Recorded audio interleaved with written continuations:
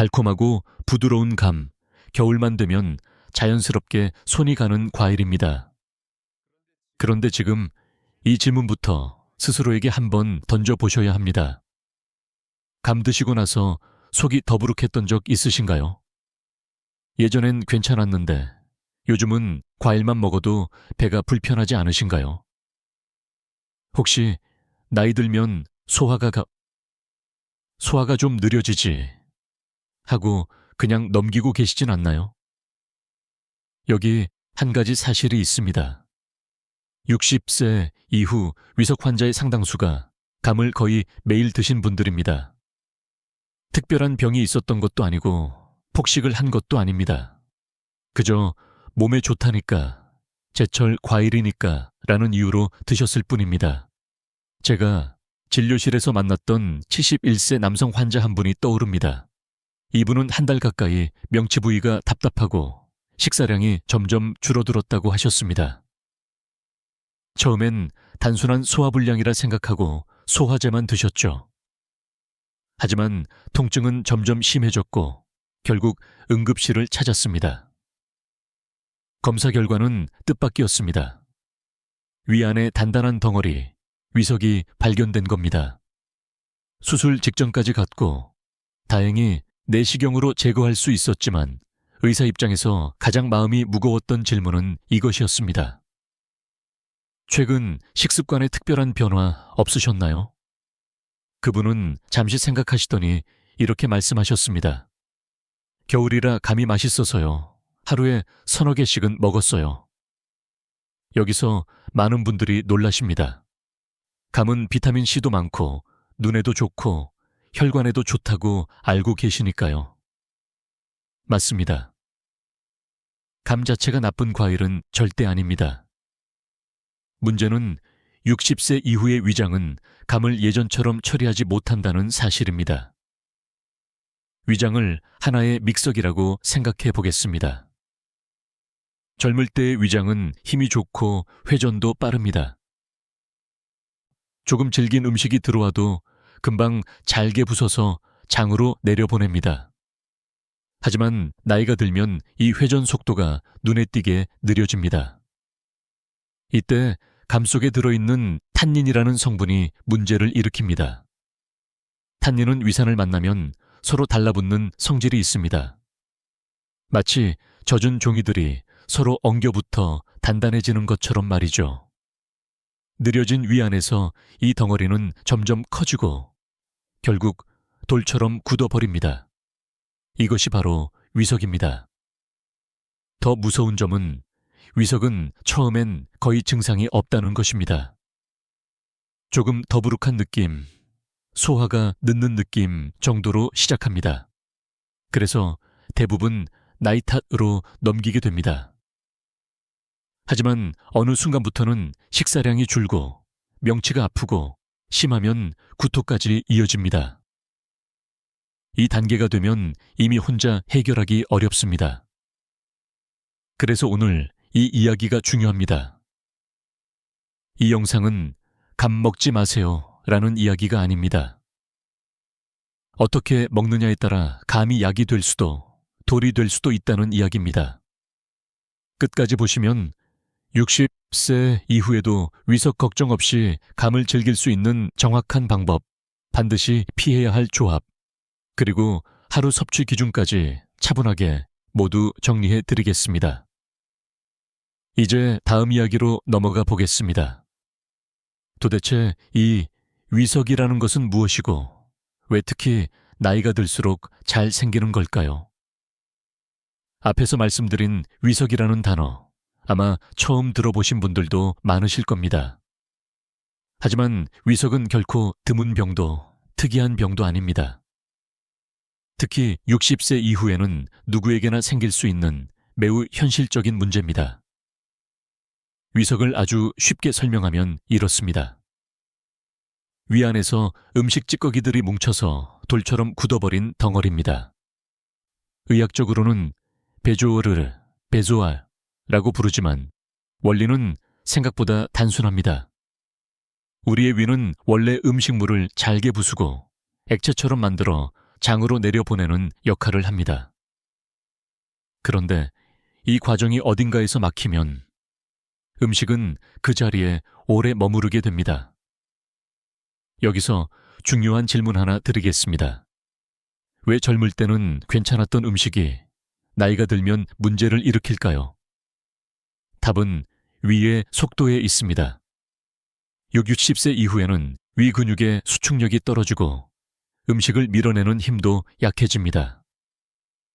같은 양을 먹어도, 같은 음식을 먹어도 위에 머무는 시간이 훨씬 길어지는 것이죠.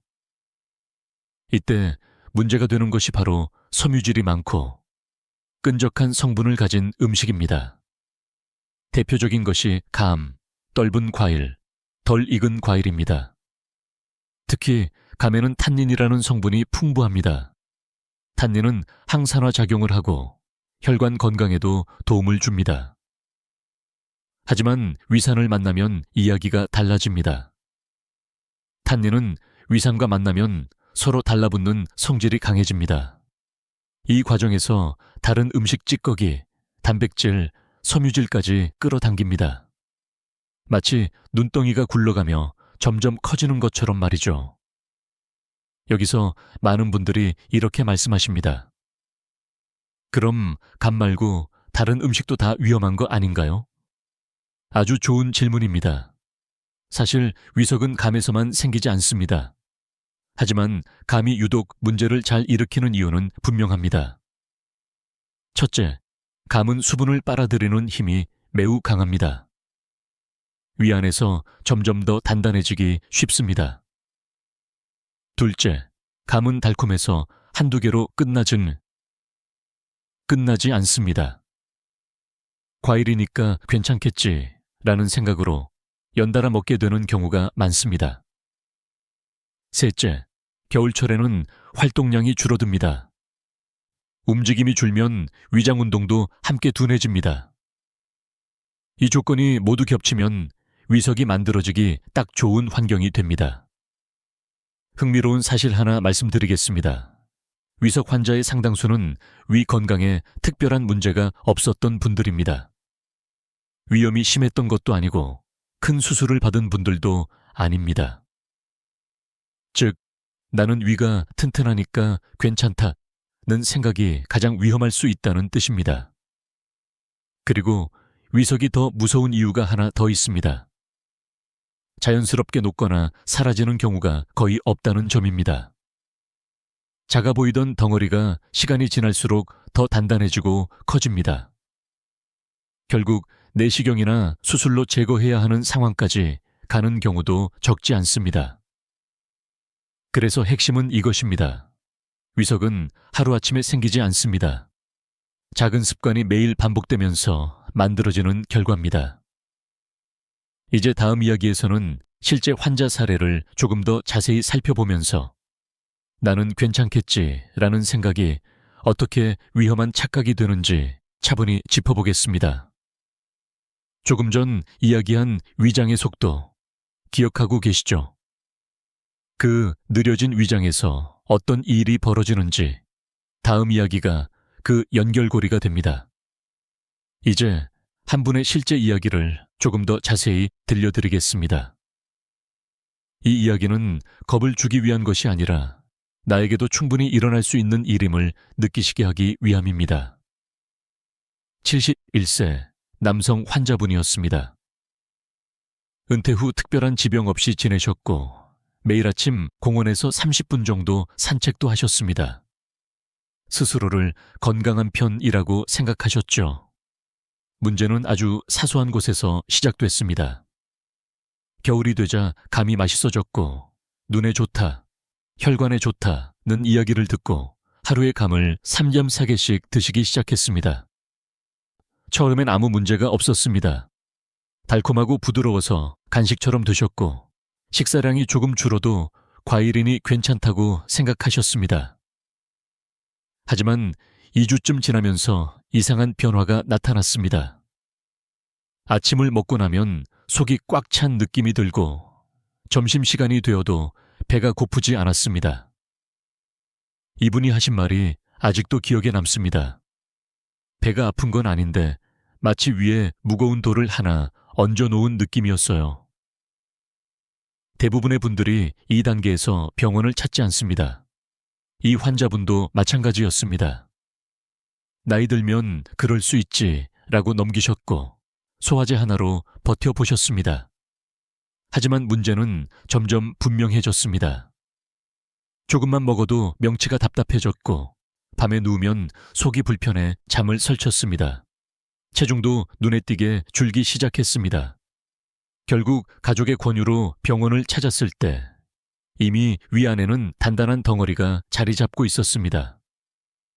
내시경 화면에 보인 위석은 생각보다 크고 단단했습니다. 환자분은 그때 이렇게 물으셨습니다. 의사 선생님, 저는 기름진 것도 안 먹고 술도 거의 안 마시는데 왜 이런 게 생긴 겁니까? 이 질문이 바로 이 영상의 핵심 질문이기도 합니다.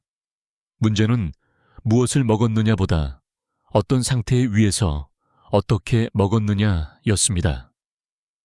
이 환자분의 위에는 두 가지 조건이 동시에 존재하고 있었습니다.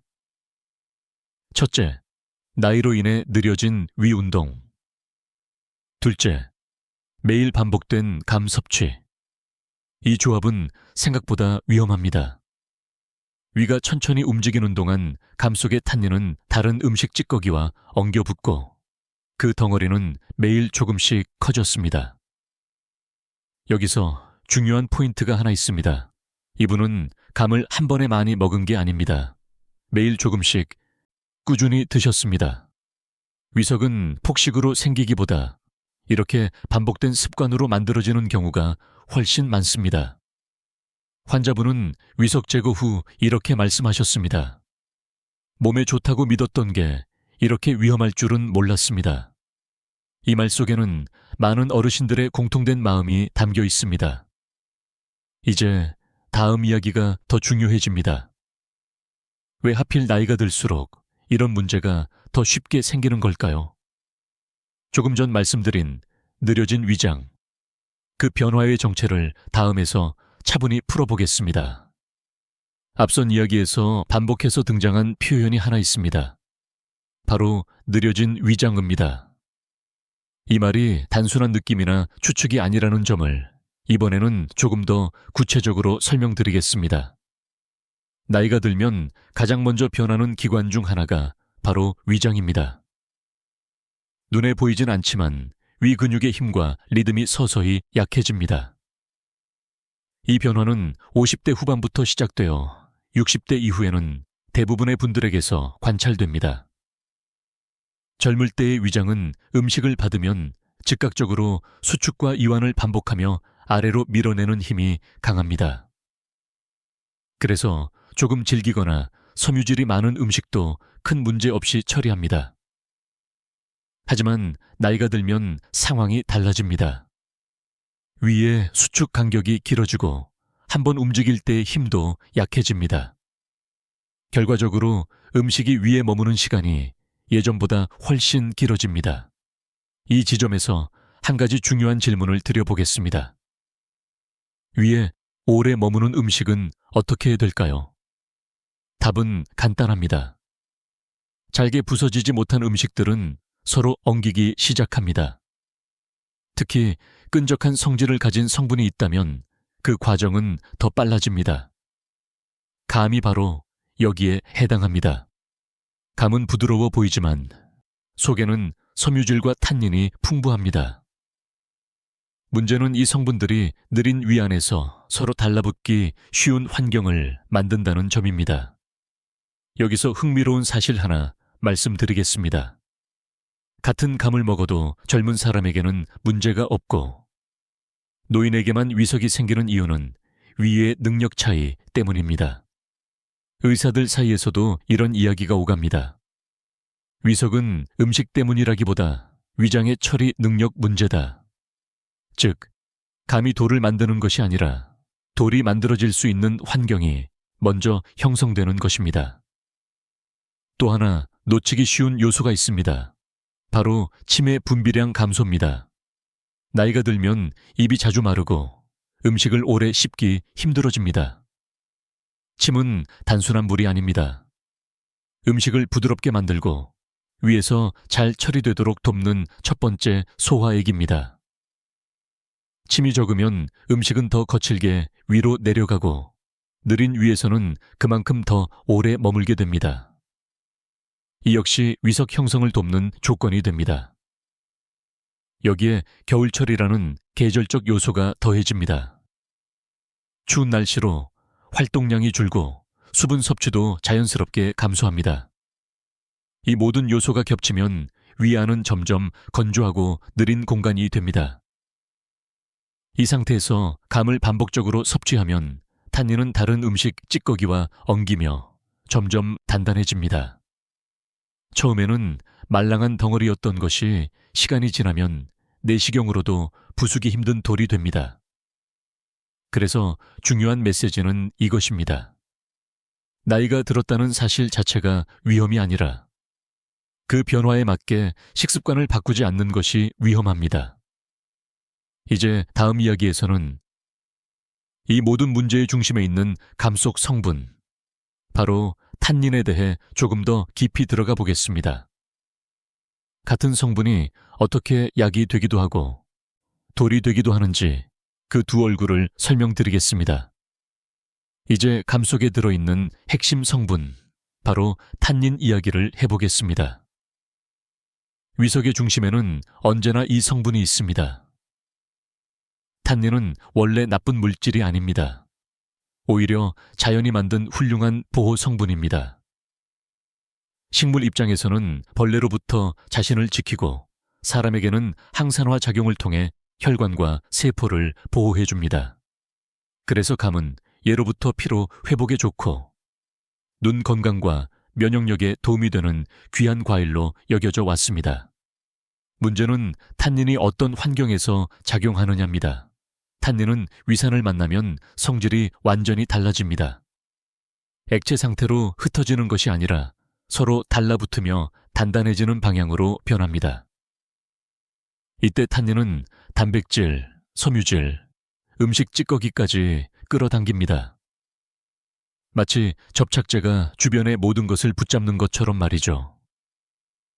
여기서 한 가지 의외의 사실이 있습니다. 탄닌은 양이 많아서 문제가 되는 것이 아닙니다. 오히려 머무는 시간이 문제입니다. 위장이 빠르게 움직이면 탄닌은 큰 문제를 일으키지 못합니다. 하지만 앞에서 말씀드렸듯이 60세 이후의 위장은 속도가 느립니다. 이 느린 환경 속에서 탄닌은 충분한 시간을 얻고 그 사이 덩어리는 점점 단단해집니다. 그래서 같은 감을 먹어도 젊은 사람에게는 아무 일이 없고 노인에게만 위석이 생기는 겁니다. 또 하나 중요한 부분이 있습니다.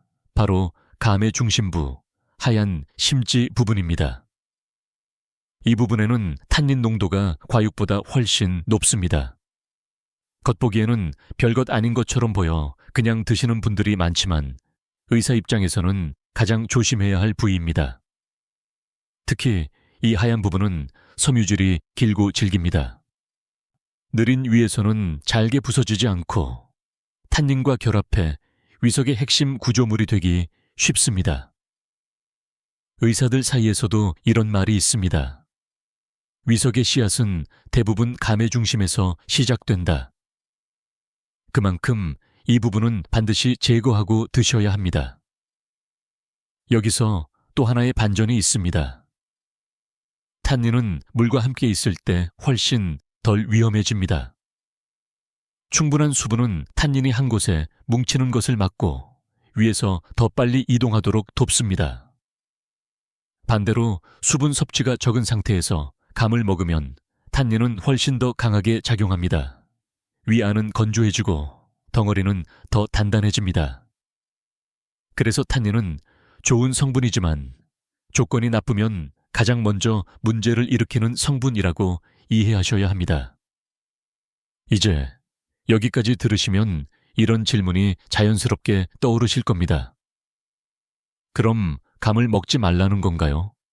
아닙니다. 핵심은 피하는 것이 아니라 다르게 먹는 것입니다. 다음 이야기에서는 위석을 막기 위해 반드시 지켜야 할 3가지 생존 규칙을 아주 구체적으로 정리해 드리겠습니다. 이 규칙만 지켜도 감은 다시 약이 될 수 있습니다. 이제 가장 중요한 부분입니다.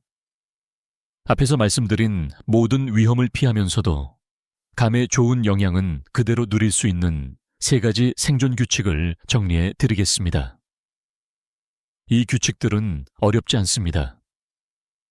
하지만 지키지 않으면 아무리 좋은 음식도 위에서는 독이 될 수 있습니다. 첫 번째 규칙은 중심을 제거하는 것입니다. 감 가운데를 잘라보면 하얗고 단단한 심지 같은 부분이 보입니다. 바로 이 부분이 탄닌 농도가 가장 높은 곳입니다. 많은 분들이 조금 먹는 건 괜찮겠지 하고 그대로 드시지만 의사 입장에서는 절대 권하지 않는 습관입니다. 특히 60세 이후에는 이 중심부를 칼로 깊게 파내든 제거하셔야 합니다. 겉에 보이는 부분만 살짝 떼어내는 것이 아니라 안쪽까지 확실히 제거하는 것이 중요합니다. 이 작은 차이가 위석의 씨앗을 없애는 첫 단계입니다. 두 번째 규칙은 따뜻한 물과 함께 먹는 것입니다. 감은 수분을 흡수하는 힘이 매우 강합니다. 위 안에서 감이 물을 빨아들이면 내용물은 점점 건조해지고 탄닌은 더 쉽게 뭉칩니다. 그래서 감을 드신 직후 따뜻한 물 1컵, 약 150ml를 천천히 마셔 주셔야 합니다. 여기서 중요한 포인트가 있습니다. 차갑지 않은 미지근하거나 따뜻한 물이어야 합니다. 차가운 물은 위의 움직임을 더 둔하게 만들 수 있기 때문입니다. 이 물 1컵은 탄닌을 흩어지게 하고 위에서 아래로 내려가는 속도를 눈에 띄게 높여줍니다. 세 번째 규칙은 지방과 함께 먹는 것입니다. 이 부분에서 많은 분들이 의외라고 느끼십니다. 과일은 단독으로 먹어야 좋다고 배워오셨기 때문입니다. 하지만 감은 예외입니다. 감은 혈당을 빠르게 올리는 과일입니다. 특히 60세 이후에는 혈당 조절 능력이 예전 같지 않습니다. 이때 견과류 한 줌, 예를 들면 아몬드나 호두를 함께 드시면 큰 도움이 됩니다. 좋은 지방은 당의 흡수 속도를 늦추고 위 안에서 감이 급격히 뭉치는 것도 완화해 줍니다. 의학적으로도 지방은 위 배출 속도를 보다 안정적으로 만들어주는 역할을 합니다. 이 3가지 규칙을 요약하면 이렇습니다. 중심 제거, 물 보충, 지방 동반. 이것만 지켜도 위석 위험은 크게 낮아집니다. 여기서 한 가지 더 강조하고 싶은 점이 있습니다. 하루 섭취량은 1개면 충분합니다. 아무리 규칙을 지켜도 과도한 반복 섭취는 위에 부담을 줄 수 있습니다. 이 영상이 도움이 되고 있다면 주변 부모님이나 지인에게도 한번 공유해 주셔도 좋겠습니다. 작은 정보 하나가 큰 수술을 막을 수도 있습니다. 이제 다음 이야기에서는 감과 함께 먹으면 약이 되는 음식, 그리고 절대 피해야 할 조합을 구체적으로 구분해 드리겠습니다. 같은 감인데도 무엇과 함께 먹느냐에 따라 몸의 반응은 완전히 달라집니다. 이제부터는 감을 어떻게 조합하느냐에 대한 이야기입니다. 같은 감이라도 무엇과 함께 먹느냐에 따라 몸에서는 전혀 다른 반응이 일어납니다.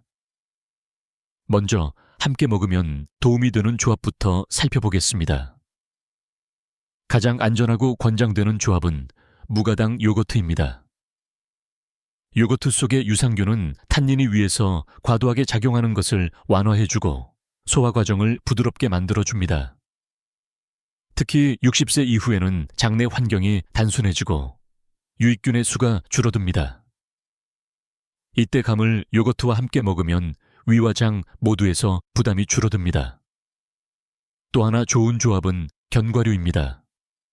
앞에서 말씀드린 것처럼 지방은 감의 혈당 상승 속도를 늦추고 위 배출 리듬을 안정시켜줍니다.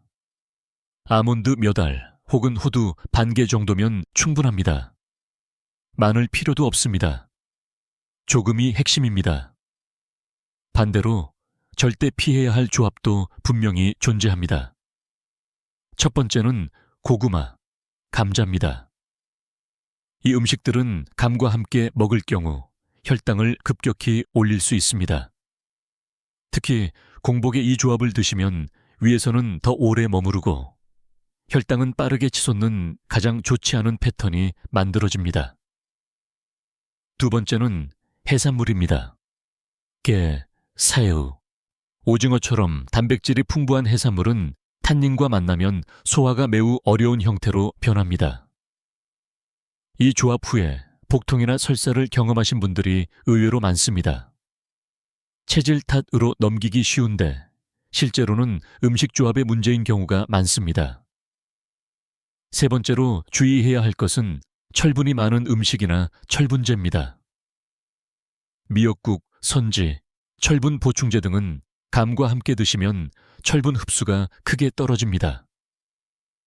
탄닌은 철분을 붙잡아 그대로 배출시켜 버립니다. 즉, 열심히 챙겨 드신 철분이 몸에 쓰이지 못하고 그냥 지나가게 되는 것입니다. 그래서 철분제나 골다공증 약을 드시는 분들은 감과 최소 2시간 이상 간격을 두셔야 합니다. 여기서 한번 스스로에게 질문해 보시기 바랍니다. 나는 감을 먹을 때 이런 조합을 무심코 반복하고 있지 않았을까?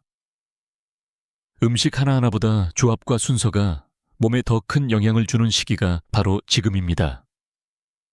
다음 이야기에서는 많은 분들이 특히 궁금해하시는 감과 혈당의 관계, 그리고 과일인데 왜 혈당이 이렇게 오를까? 라는 질문에 답을 드리겠습니다. 조금만 알고 먹으면 감은 혈관을 지키는 친구가 될 수 있습니다. 이제 많은 분들이 가장 걱정하시는 주제, 바로 혈당과 감의 관계를 짚어보겠습니다. 과일인데 설마 그렇게까지 오를까? 이 질문을 정말 많이 받습니다.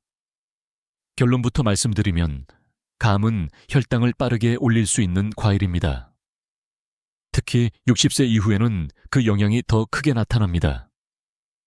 그 이유는 단순합니다. 감에는 자연당, 특히 과당과 포도당이 비교적 높은 비율로 들어 있습니다. 게다가 식감이 부드러워 씹는 횟수가 줄어들기 쉽습니다. 씹는 횟수가 줄면 혈당은 더 빠르게 오릅니다. 이건 과일이냐, 밥이냐의 문제가 아니라 흡수 속도의 문제입니다. 여기서 하나 짚고 넘어가야 할 오해가 있습니다. 나는 단맛을 잘 못 느끼니까 괜찮다는 생각입니다. 하지만 단맛의 강도와 혈당 상승 속도는 항상 비례하지 않습니다. 실제로 감은 입에서는 부드럽고 순하게 느껴지지만 몸 안에서는 짧은 시간 안에 혈당을 밀어 올릴 수 있습니다. 특히 다음과 같은 경우라면 주의가 필요합니다. 아침 공복에 감을 드시는 경우, 운동량이 줄어든 겨울철 또는 이미 공복 혈당이 조금이라도 높은 상태라면 말입니다. 이때 혈당이 급격히 오르면 몸은 인슐린을 급히 분비하게 됩니다. 문제는 60세 이후에는 이 조절 과정이 매끄럽지 않다는 점입니다. 혈당이 빠르게 오르고 다시 급격히 떨어지면 피로감, 어지러움, 심지어 식은땀까지 경험할 수 있습니다. 그렇다면 감을 먹으면 혈당 관리를 포기해야 할까요? 그렇지 않습니다. 앞에서 말씀드린 세 번째 규칙 기억하고 계시죠? 바로 지방과 함께 먹는 것입니다.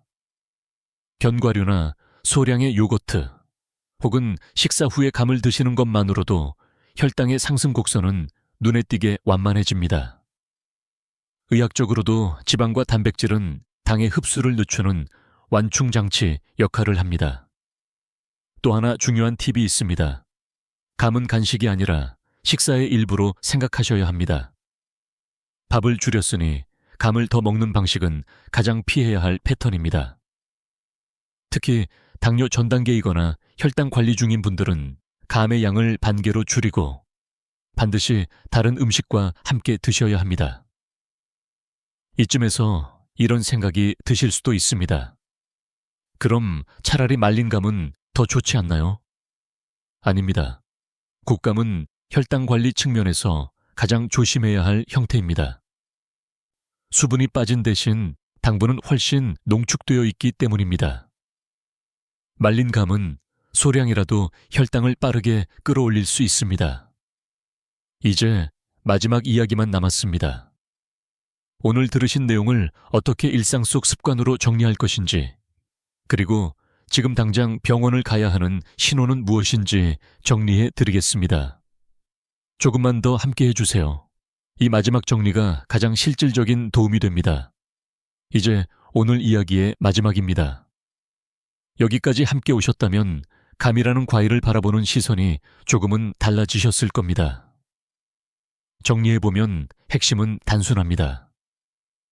감이 문제가 되는 것이 아니라 나이든 위장에 맞지 않는 방식으로 먹는 습관이 문제를 만들어 왔다는 사실입니다. 60세 이후의 몸은 젊을 때와 같은 방식으로 같은 음식을 처리하지 않습니다. 이건 약해졌다는 의미가 아니라 조심스럽게 다뤄야 할 시기에 들어섰다는 뜻입니다. 오늘 기억하셔야 할 기준은 딱 3가지입니다. 첫째, 감의 하얀 중심은 반드시 제거할 것. 둘째, 감을 먹은 뒤에는 따뜻한 물 한 컵으로 위를 도와줄 것. 셋째, 감은 단독이 아니라 지방이나 단백질과 함께 먹을 것. 그리고 양은 하루 1개면 충분합니다. 몸에 좋은 음식일수록 조금씩 꾸준히가 원칙입니다. 여기에 하나를 더 덧붙이자면 감은 간식이 아니라 식사의 일부로 생각하셔야 합니다. 배고플 때 급하게 먹는 과일이 아니라 몸의 흐름 속에 넣어주는 음식이어야 합니다. 그렇다면 언제 병원을 찾아야 할까요? 다음과 같은 신호가 있다면 절대 그냥 넘기지 마십시오. 감이나 다른 음식을 먹은 뒤 며칠째 속이 계속 더부룩하다. 명치 부위가 묵직하게 아프다. 조금만 먹어도 금방 배가 부르다. 이런 증상이 반복된다면 위석 가능성을 한 번은 확인해 보셔야 합니다. 특히 시간이 지나면 괜찮아지겠지라는 생각이 가장 위험합니다. 위석은 기다린다고 사라지지 않습니다. 오히려 더 단단해질 뿐입니다. 이제 마지막으로 7일 실천 기준을 제안드리겠습니다. 앞으로 7일 동안 감은 하루 1개만 드십시오. 중심을 제거하고 식사 후나 견과류와 함께 드시고 반드시 따뜻한 물을 곁들이십시오. 이 7일 동안 속의 느낌을 천천히 관찰해 보세요. 더부룩함이 줄어드는지, 식사 후 편안함이 달라지는지 몸이 먼저 답을 해줄 겁니다. 건강은 큰 결심이 아니라 작은 습관에서 바뀝니다. 오늘 들으신 이 내용이 여러분의 겨울을 조금 더 편안하게 만들어주길 바랍니다. 마지막으로 한 가지 부탁드립니다. 이 영상이 도움이 되셨다면 부모님, 가족, 지인 한 분에게 조용히 공유해 주세요. 한 사람의 식습관이 바뀌는 것이 한 번의 수술을 막을 수도 있습니다. 댓글에 Day 17 챌린지 시작이라고 남겨주셔도 좋습니다. 여러분의 작은 실천을 이 공간에서 함께 응원하겠습니다. 지금까지 여러분의 이야기를 함께 듣는 의사였습니다. 다음 영상에서 또 뵙겠습니다.